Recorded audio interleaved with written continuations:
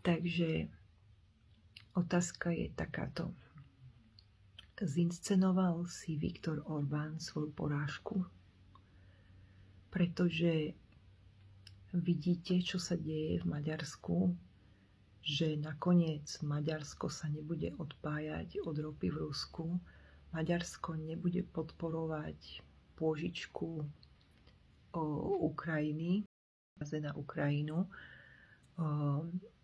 a nebude podporovať ani členstvo Ukrajiny do EÚ, aspoň nie najbližších 10 rokov. Takže nakoniec tento Peter Maďar nie je taký európsky, ako sa prezentoval. A popravde viete, čo si myslím? Že bolo mi to čudné, pretože Peter Maďar, on je kohút presne ako ja. Je to 81, je to môj ročník. No a my kohúty máme takú jednu vlastnosť. My nedokážeme byť fejkoví. My kohúty musíme kikirikať. Každý kohút musí kikirikať. Ak nekikiriká, ak nepoužíva svoj hlas, tak nepoužíva svoju kohútštinu dobre. Takže si zoberte, že Charlie Kirk bol taktiež kohút a taktiež áno, veľa kikirikal. A jedna slovenská spisovateľka, teraz mi už vypadlo meno, ona bola tiež kohútka a písala pod pseudonymom mužským, takže pre mňa je to záhada, ako takýto kohút môže písať aj tajne, ale nakoniec ochorela. Proste nakoniec vážne ochorela a ja mám taký pocit, že keď kohúti ochorejú, alebo keď celkovo ľudia ochorejú, tak proste nenaplňajú svoj kód. Jednoducho robia niečo, čo ide proti ako keby tomu jeho kódu. Takže nakoniec sa všetci dozvedeli, kto bol za týmto pseudonymom. Takže bola to kohútka, ktorá nechcela byť videná, pretože častokrát písala o sexe a tak ďalej a tak ďalej. Takže nechcela, aby ju spájali s touto literatúrou a aby bola posudzovaná. Ale každý kohút popravde musí sa s tým zmieriť, že proste by mal kikiríkať a je to jednoducho tak. Takže ak ste kohút a nekikiríkate a nepoužívate svoj hlas a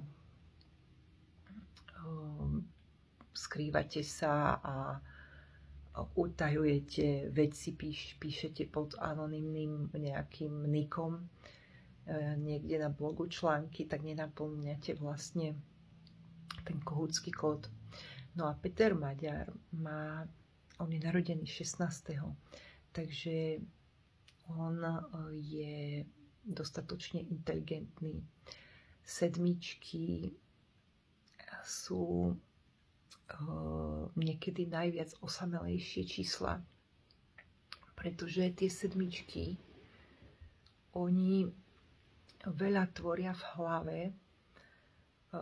vedia používať myseľ veľmi dobre. Samozrejme sa to môže stávať aj ich tieňom, takže častokrát tvoria viac v mysli ako v tom živote reálnom. Ale sedmička je veľmi múdra. Takže narodený 16. kohút, takže bude kikiríkať. A mne to od začiatku nesedelo. Ako môže byť politik kohút?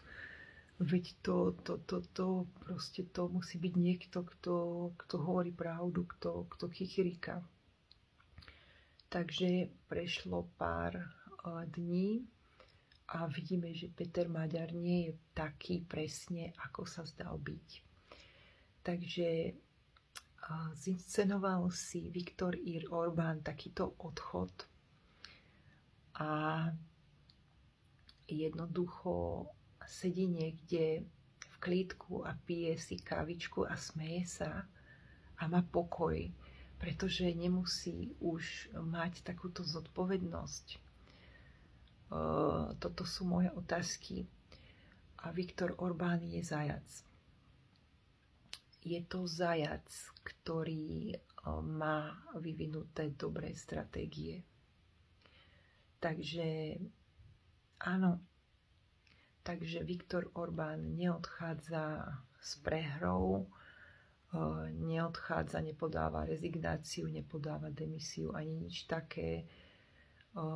V klídku odchádza do nejakej inej úlohy, smeje sa, pije si kávičku.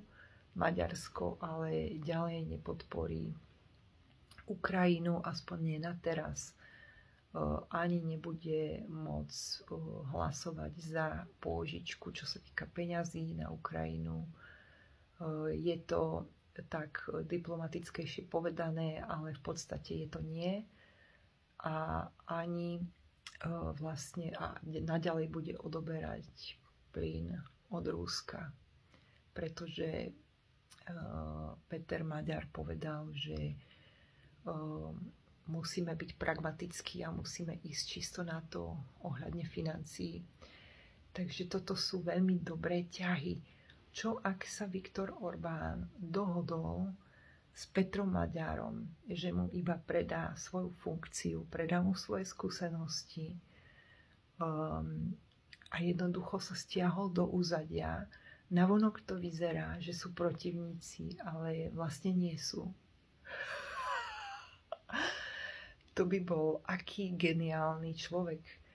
A Viktor Orbán je jednotková cesta, takže áno, je to líder, má vyvinuté stratégie, zajac ich ovláda.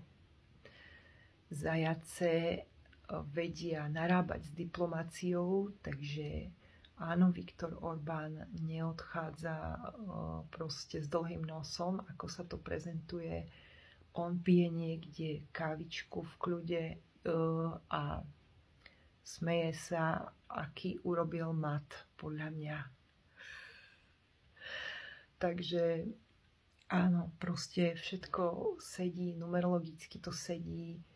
Myslím, že Viktor Orbán je štvorkový, má tam štvorkový deň, takže je to niekto, kto vie veci vyvstávať. A v kombinácii so zajacom a s touto budovateľskou energiou štvorky proste by to bol geniálny krok. Takže uvidíme.